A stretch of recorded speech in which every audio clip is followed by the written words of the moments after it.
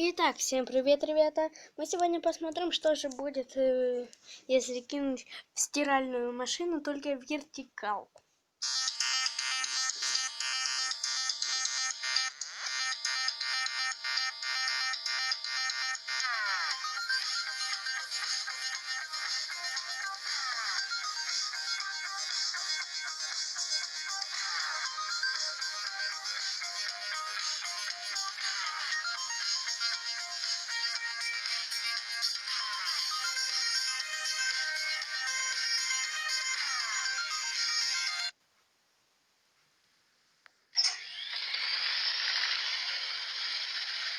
Я хочу все вам видео показать.